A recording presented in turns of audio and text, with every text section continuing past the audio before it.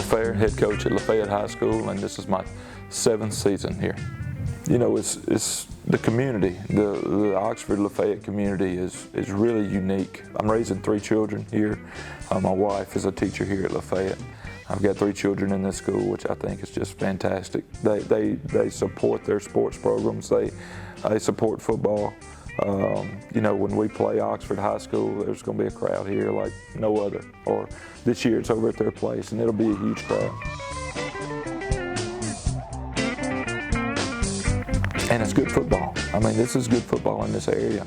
And this Highway 6 corridor right here from, you know, Tupelo, Pontotoc, Oxford, Lafayette, South Panola, and Batesville, you know, it's just good ball through here. And it's really a unique place, and we enjoy it a lot. Dada. Got a microphone on. Is there anything you want to say? Tell your mama how you anything? Oh, what's up, Mama? Last season was great. You know, I think our record was 10-3, and we got bounced in the second round of the playoffs. But I thought where we started early in the year and where we finished just showed a lot of growth. And I thought our team really battled through some adversity last year. We had some great senior leadership, and several of those guys are off playing college football now, which is so fun to see. Coach Wolf, about 3 minutes, you'll be ready? Sir? About 3 minutes, you'll be ready? You know, every team has its own identity. And you would like to say that you're going to be the same every year, but that's just not the case. You know, it depends on the amount of senior leadership you've got and how strong that group is and the personality of that group. And so it's really neat to see as kind of a changing of the guard. You get guys that graduate and go, you know, to college or go to work and all those type things. And we got a new group of seniors that are here this year leading this program. But the key is to have those core principles and values, and that standard is already set.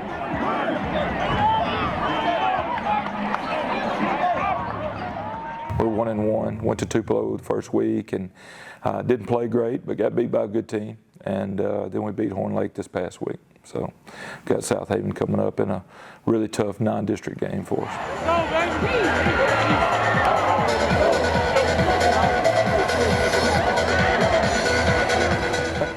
Crosstown Classic last year was fun. They're always, you know, they're always intense. And I think it brings out the best and worst in people.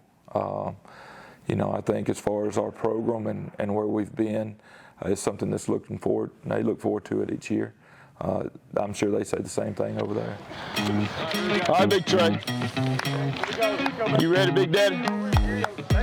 You ready for the best practice of the year? I told y'all Friday night we probably should have sold tickets for this practice. It's going to be so good. $5 a head. You know, you talk about motivating your team each year and all that. And man, we're really fortunate at Lafayette because you know, football's still important here. And the motivating factor for a lot of our guys is they want to please this community. We've got communities like Abbeville and Taylor and Paris and Harmontown and Takapola and all these places that these kids get on buses and cars and come to school here. And they want to be able to go back to those places in the weekend and have people tell them that they played a good game. You know, and that's still big here. They want to be able to go to Abbeville and everybody know that they're playing on this year's Lafayette team, just like their uncles and their cousins and their dads and all that did. So, you know, being at a place that's got tradition and those things, I have to do less motivating here. I think on a daily basis because of that, and I think that's big. We do deal with teenage boys every day. So sometimes we do lose focus around here, you know, so it's up to me and our coaching staff to bring things back. Hey, you looking good today. You doing anything special this weekend? You been doing yoga or anything? You know, in line and all that, and our kids, they're so good about that. And so, you know, being motivated to practice when it's 100 degrees outside. Coming out. But I think the motivation to perform at a high level comes from a lot of other places, and I think it's a positive thing. They may not want that floating around. Hey, best practice of the year, new team, everything's starting right now, okay? Like I said Friday, we could sell tickets. This is going to be a great practice. Bounce around, be where you're supposed to be, bring some intensity, enthusiasm, juice. We're tired of just getting through practice. It's time we start making these practices count. Is that right, 8? Yes, sir. Here we go. Doors on 3. 1, 2, 3. Field goal on the ball. Field goal. My expectations for practice and our team's expectations for practice are sometimes different. You know, we're dealing with teenage guys, and they need structure on a daily basis, I think. And so when our kids come down here for their athletic block at the end of the day, and we have a team meeting every day, and I want to set the tone for today's practice or workout with that team meeting. I'm going to tell them the schedule. I'm going to tell them what they're going to be dressed in, you know, what groups they're going to be in, how they're going to act. Give me 33 and 28. Number 8 in personal protector. 27, 15, and 7 right here. And I think that structure that we put there, put in front of them every day is important. So it's a real structured environment. There's no freelancing. Every coach and every drill has been discussed in a staff meeting before we ever get out there. So I think, you know, one thing that we talk about all the time is the opportunity to improve each day. And, you know, we got, you know, a 15-year-old kid out there. This is just something that he feels like he has to do to get to Friday. And then you got a 17-year-old kid out there that's been through the program a couple of years. They understand, no, I have a chance to get better today so I can perform at a higher level Friday. So it's fun watching the guys that's been with us all the way through, like our senior class with some great leaders in there. They approach practice a lot different than a 9th and 10th grader do. And sometimes we try to speed up that process for those young guys. And sometimes it works, sometimes it takes a little time. But that's why the senior leadership, because when they look over and they see their peers approaching practice like this is a big deal, they're going to all of a sudden make it a big deal for them. And that's when I think teams go from maybe good to great. It's how they practice. Nick, you're setting. You got a haul tail now. When it's kicked deep, you got to run all the way back to the 15-yard line. You get on this side, Sladen's going to be right here. You're going to be right next to Sladen. Y'all get shoulder to shoulder and block somebody. They're coming right behind. I think our biggest asset, and I mentioned this to our team yesterday, is how they play for each other. Man, our schedule's so tough, and they are, you know, they give these stars to these prospects, so 3 stars, 4 stars, or whatever for these great players, and we don't have a lot of those guys. We've got a lot of good high school football players. But I think they're starting to see, and what we've been telling these guys is how they play for each other and how well they get along together is going to make a difference in these close games. I think character matters. I think we got a lot of great young men that want to do things the right way. But when I see this group interact with each other, it's pretty special. But I think if we're talking about, you know, what our assets are, I don't know if it's really tangible. I can put my finger on speed, size, you know, all this. I think it's going to be how close this group is as a team, and I think we're going to reap the benefits of that. Okay, I want y'all on the 5, on the hashes. Now look, he's going to kick it somewhere between the 5 and 5 yards deep. If he messes up and kicks it in here, we're going to get it. Okay? Defense! Defense! Defense!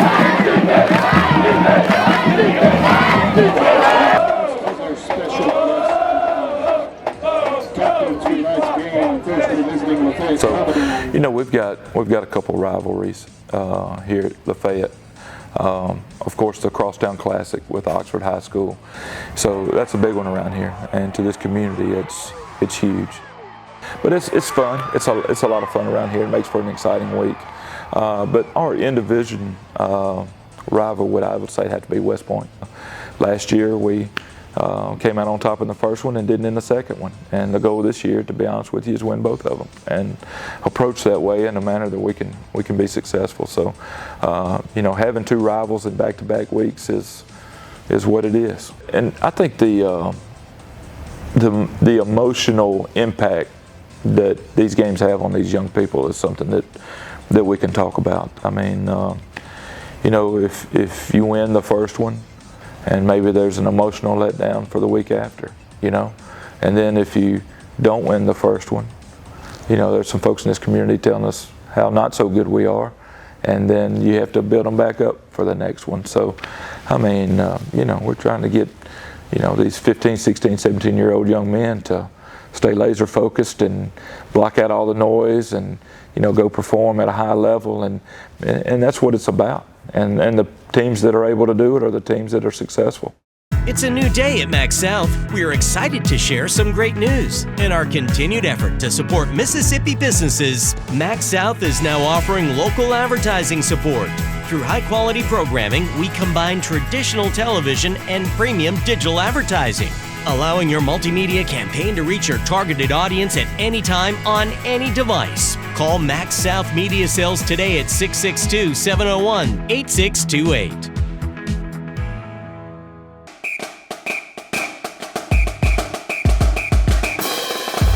All right, here we go. Different rip right here. Come on, Ryan. Come on, Ryan. Come on, Ryan. I think, one thing that makes a good high school coach is someone that sees the whole picture, the big picture of what we're trying to accomplish. When I was young, I think I looked for joy on the scoreboard, and man, that place will let you down sometimes. So the older I get, I'm finding success long before we ever get to a game. I'm finding joy in my life that helps me make it through tough times long before we ever play a football game. So, I don't know if that's what makes a great high school coach or not, but it sure is helping me out. I think the longer I'm in it, the more I'm able to see that, there's a lasting impact on what we do that's going to last a lot longer than the memory of that score. Winning is good. We want to win. And like I said earlier, we're going to strive for that. We work really hard. Our young men come to work every day and they strive to be successful on that field. But one thing that I've learned over the years is that it's a little bit bigger than that score. It's a little bit bigger than that Friday night. It's every day between them, and it's just, if we can have that environment where these young people feel comfortable being, and they take these memories and these lessons that they learn with them when they're fathers and husbands and professionals in our community, that seems to have more of a lasting impact than a lot of people realize. And I think the older I get, the more I'm able to see that. When I was younger, I thought that I may want to take a look at coaching in college. And that was because I had some great college football coaches. I played at Mississippi State back in the late 90s, and I just thought I just had a great, all of my coaches came to my wedding, and it was a great relationship. And I thought, that might be where I want to go with this when I was in my early 20s. And then, I started having children. My oldest is 17 now. And I just got to thinking, where can I make the most immediate impact on young people? And for me, that's high school football. I'm not saying that I've never thought about it, but I love where I am right now. I'm able to tuck my daughter in every night. There's no recruiting trips. There's no, games in Arizona this weekend. We're going to South Haven this week, and when I come back home late that night, I'm going to go in her bedroom and give her a kiss on the forehead while she's sleeping. And there are a lot of college coaches that can't do that wish they could. So, being able to be around my family at this level of my career is really important. My wife teaches in a classroom that's 50 yards from my office in the field house. I've got 3 children that I can go eat lunch with on a daily basis, and it's important to me. So, one day or maybe I've missed that opportunity, but for right now, I'm exactly where I need to be.